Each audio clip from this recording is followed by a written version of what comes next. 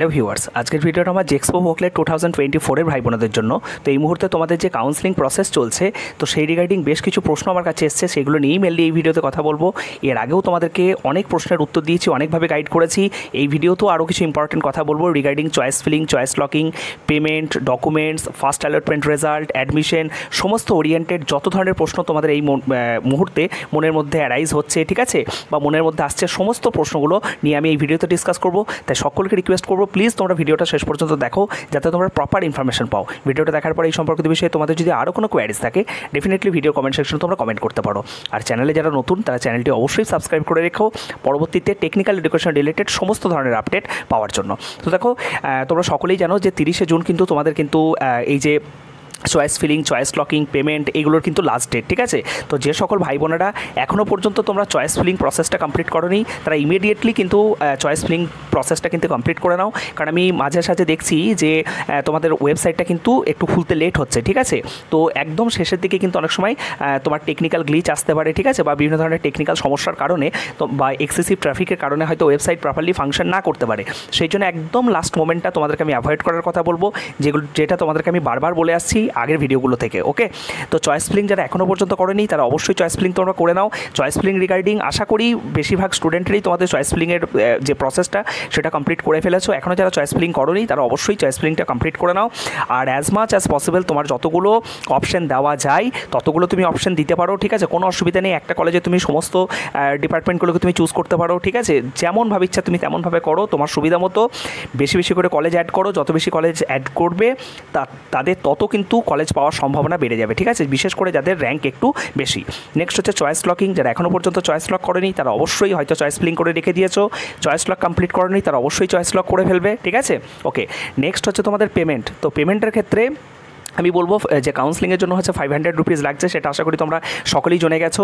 তো এই রিলেটেড হচ্ছে কোনো ধরনের কোনো স্টেট কাউন্সিল নোটিশ দেয়নি, কিন্তু পরবর্তীতে তোমরা চয়েস লক করার পরেই দেখতে পেয়েছো যে 500 টাকা কিন্তু একটা পে করতে হচ্ছে। ওই 500 টাকা যদি কেউ পে না করো, তাহলে কিন্তু সে কাউন্সেলিং থেকে পুরোপুরি বেরিয়ে গেলে, ঠিক আছে, তার কিন্তু ফার্স্ট অ্যালটমেন্ট রেজাল্টে বা কোনো অ্যালটমেন্ট রেজাল্টে তার কিন্তু কোনো নাম আসবে না, ঠিক আছে।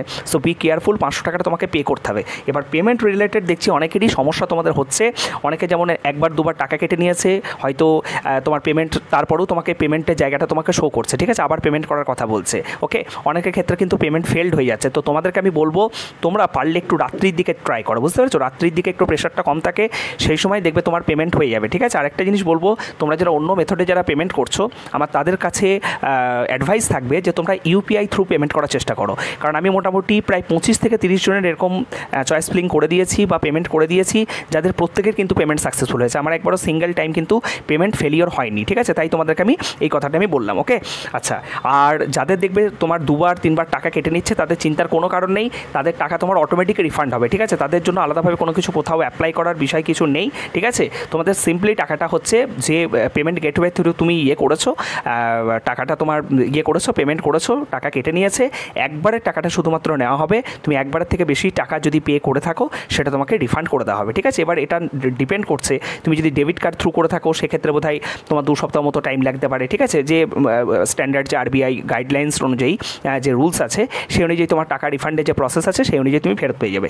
ইউপিআই হলে বোধহয় একটু তাড়াতাড়ি বোধহয় ফেরত চলে আসে, ঠিক আছে, 48 ঘন্টা বা 72 ঘন্টার মধ্যে। তো চিন্তার কোনো কারণ নেই, তোমাদেরকে কিন্তু টাকা কিন্তু ফেরত দিতে হবে। যদি বাই চান্স দেখো সেই স্টিপুলেটেড টাইমের মধ্যে, মানে তোমার 15 দিন পেরিয়ে গেল, 1 মাস পেরিয়ে গেল, তাও তোমার সেই কেটে নেওয়া টাকাটা ফেরত দিচ্ছে না, তার জন্য আলাদা প্রসেস আছে। তার জন্য স্টেট কাউন্সিল থেকে পরে কিন্তু নোটিফিকেশান দেওয়া হয় যে যাদের টাকা এইভাবে কেটে নেওয়া হয়েছে, তাদের মানে হয়তো আলাদাভাবে অ্যাপ্লাই করার জন্য কিছু একটা বলতে পারে পরবর্তীতে, সেটা ঠিক আছে। যখন দেখবে যে তোমার টাকাটা দিল না, ঠিক আছে, মানে ফেরত আসছে না, অনেকটা সময় কেটে গেছে, তখন স্টেট কাউন্সিল থেকে আলাদাভাবে তোমাদের নোটিশ দিয়ে দেবে যে যাদের জেক্সপো বা ভোকলেট কাউন্সিলিং করার সময় একবারের বেশি টাকা কেটেছে, তারা টাকাটা কীভাবে রিফান্ড পাবে। ওকে, নেক্সট হচ্ছে তোমাদের ডকুমেন্টেশনের কথাটা বারবার আমি বলেছি যে তোমাদের হচ্ছে অলরেডি র্যাঙ্ক কার্ড পাবলিশ হয়ে গেছে। র্যাঙ্ক কার্ড কিন্তু তোমরা ফার্স্ট অ্যালটমেন্ট থ্রু যে যারা তোমরা চান্স পাবে, ঠিক আছে, তোমাদের যে রেজাল্ট বেরোবে, তখন কিন্তু তোমরা যখন অ্যাডমিশন নিতে যাবে, ঠিক আছে, ভেরিফিকেশন যখন করাতে যাবে, তখন কিন্তু তোমাদের সমস্ত ডকুমেন্টসগুলো কিন্তু নিয়ে যেতে হবে। ডকুমেন্টস রিলেটেড হচ্ছে ডিটেলে ভিডিও বানানো আছে, ঠিক আছে, তোমরা চাইলে আমার চ্যানেলে গিয়ে সেটা দেখে নিতে পারো, ঠিক আছে, বা আমি এই ভিডিও ডেসক্রিপশনে লিঙ্ক দিয়ে দেবো, তোমরা যারা এখনও পর্যন্ত দেখোনি তোমরা দেখে নিও, ঠিক আছে। তাও একবার আমি ওভারঅল বলে দিচ্ছি, মানে তোমাদের rank card, 10th admit card, তারপর মার্কশিট, ঠিক আছে, কাস্ট সার্টিফিকেট যদি থাকে, TFW বা আদার সার্টিফিকেট সার্টিফিকেট যদি হয়, ডোমেসাইল সার্টিফিকেট যেটা, সেটা কিন্তু তোমরা অনেকেই একটা জিনিস ভুল করছো, ডোমেসাইল সার্টিফিকেট নিয়ে বসে আছো। আমি আগের ভিডিওগুলোতেও তোমাদেরকে সাবধান করেছি, এই ভিডিওতে বলছি শুধু ডোমেসাইল সার্টিফিকেট নিয়ে গেলে কিন্তু হবে না, তোমাদেরকে প্রোফার্মা রেডি করতে হবে, প্রোফার্মা এ, বি এবং সি, ঠিক আছে? সি হচ্ছে যারা outer West Bengal student, R A B হচ্ছে যারা ওয়েস্ট বেঙ্গল স্টুডেন্ট, ওকে? বি করাতে হবে তোমার লাস্ট স্কুলের হেডমাস্টারকে যে সাইন, আর এ কে করাতে হবে হচ্ছে যে সার্টিফাইং অথরিটি যারা আছেন, মানে হচ্ছে তোমার ডিএম, তারপর হচ্ছে বিডিও, ঠিক আছে, এসডিও, তারপর হচ্ছে তোমার এক্সিকিউটিভ অফিসার, এই সমস্ত সার্টিফাইং অথরিটি দ্বারা তোমাদেরকে ডোমিসাইলের যে প্রোফার্মা সেটা তোমাদেরকে রেডি করতে হবে। ডোমিসাইলের প্রোফার্মাটা নিয়ে তোমাকে কিন্তু অ্যাডমিশন নিতে যেতে হবে। তোমার শুধু ডোমিসাইল সার্টিফিকেট থাকলে কিন্তু তোমাকে ভর্তি নেবে না, সো বি কেয়ারফুল, ঠিক আছে? আর এ বি তোমরা দুটোই নিয়ে যাবে, আমি বারবার তোমাদেরকে বলছি, ঠিক আছে? হয়তো কোনো কোনো জায়গায় তোমাকে একটা নিতে পারে, কোনো কোনো জায়গায় হয়তো মানে দুটোও নিতে পারে, ঠিক আছে, কোনো কোনো কলেজের ক্ষেত্রে।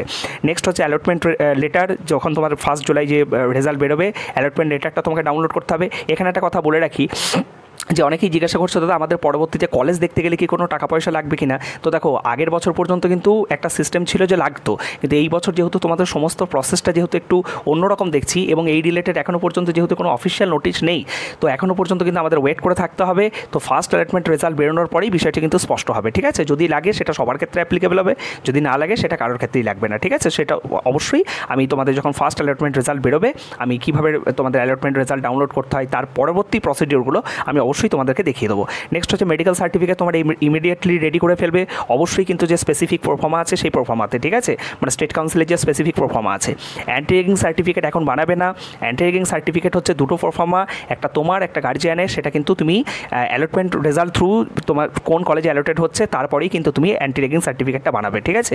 তার সঙ্গে কলেজে যখন তুমি ভর্তি হতে যাবে তোমাকে অ্যাডমিশন ফিস নিয়ে যেতে হবে, ওকে? এই হচ্ছে তোমার বিষয়।